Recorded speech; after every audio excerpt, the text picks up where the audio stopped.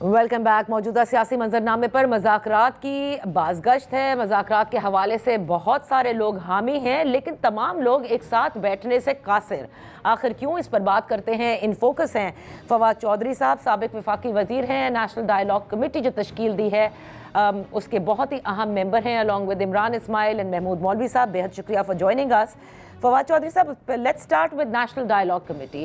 اسلام آباد میں آپ کا پہلی بیٹھک ہوئی جس میں آپ لوگوں نے سب کو ہی انوائٹ کیا تھا، اور جو کہ انتہائی ضروری تھا فار اے نیشنل ڈائیلاگ، جس میں پی ٹی آئی ہے، ایم کیو ایم ہے، پیپلز پارٹی، مسلم لیگ نون، لیکن ان میں سے جو بڑی جماعتیں ہیں انہوں نے اس میں شرکت نہیں کی۔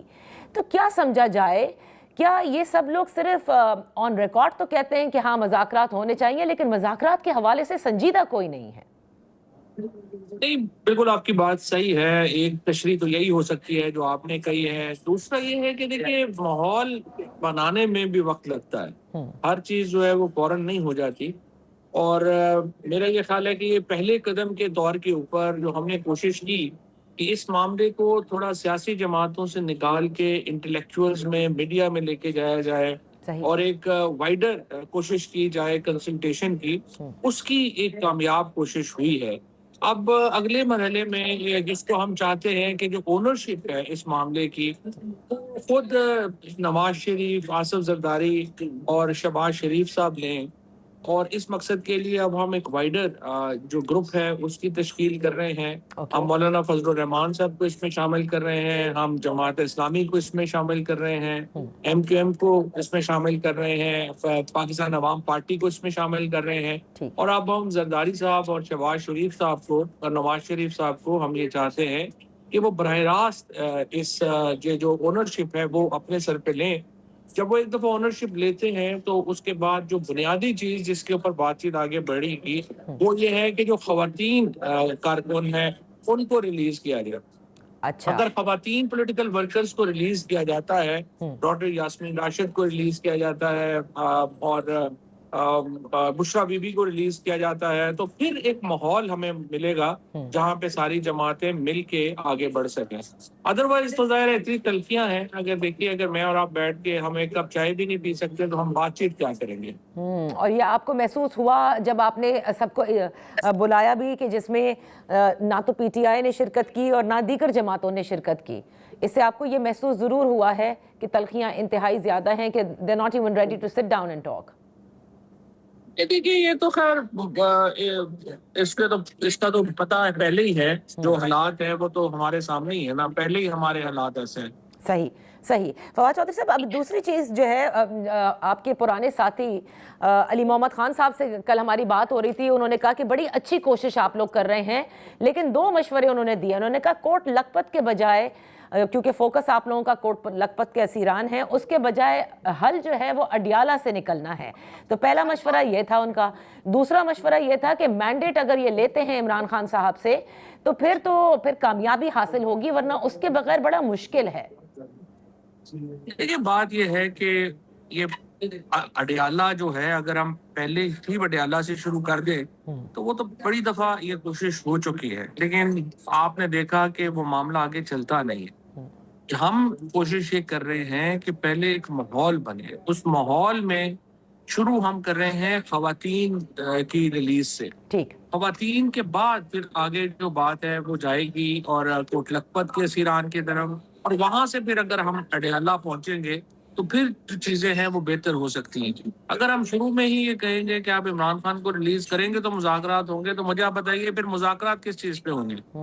ظاہر ہے کہ آپ کو آہستہ آہستہ ایک سیڑھی چڑھ کے آگے جانا ہے، اور اس میں کوئی شبہ نہیں ہے کہ عمران خان نے ہی جو ہے وہ حتمی فیصلہ کرنا ہے، لیکن آپ ابھی اگر لیٹ سے میں عمران خان صاحب کے پاس جاؤں تو میں ان کو کیا کہوں؟ عمران خان کے پاس آپ تب جائیں نا جب آپ کے ہاتھ میں کچھ ہو انہیں بات کرنے کے لیے۔ تو اس لیے پہلے سیڑھی چڑھتے ہیں، پھر آخر میں منزل پہ پہنچتے ہیں۔ یہ تو نہیں کہ آپ چھلانگ لگا کے پہلے ہی اوپر چڑھنے کی کوشش کریں گے تو آپ گریں گے۔ تو اس کا مطلب یہ فواد چودھری صاحب، کیا میں آپ کی بات سے یہ مطلب اخذ کروں کہ اگر آپ اپنے پہلے سٹیپ میں کامیاب ہو جاتے ہیں تو پھر آپ اور آپ کے ساتھی کی یہ کوشش ہوگی کہ وہ اڈیالہ میں جا کر ملاقات کریں؟ बिल्कुल, उसके बाद देखिए ना, फिर इमरान खान ने स्पेस देनी है। अगर ये 3 फरीक हैं, एस्टेब्लिशमेंट है, हुकूमत है और इमरान खान है। अगर एस्टेब्लिशमेंट और हुकूमत एक रिलीफ ऑफर करती है और ख़वातीन प्रिजनर्स को रिलीज़ किया जाता है, तो फिर इमरान खान को जो पीटीआई के अकाउंट्स हैं, जो पर्सनलाइज्ड कैंपेन्स कर रहे हैं, उनको एक सख्ती से वार्निंग जारी करनी होगी उनको कि सही। वो पर्सनलाइज्ड कैंपेन्स ना करें। तभी फिर बात आगे बढ़ेगी ना। तो सही। ज़ाहिर है अगर इमरान खान को फिर एक कदम पीछे हटना पड़ेगा जब हुकूमत और एस्टेब्लिशमेंट एक कदम आगे बढ़ेगी। तो अभी हम इंतज़ार कर रहे हैं कि हुकूमत और एस्टेब्लिशमेंट एक कदम आगे बढ़े, ताकि फिर हम इमरान खान साहब से रिक्वेस्ट कर सकें कि एक कदम वो पीछे हटें। अच्छा, जो आपने कहा ना कि ओनरशिप लेनी होगी इन 3 बड़े लोगों ने और मशावरत से एक बड़ी हाई पावर्ड कमेटी तश्कील दी जाए, जो आपने पहले कहा था।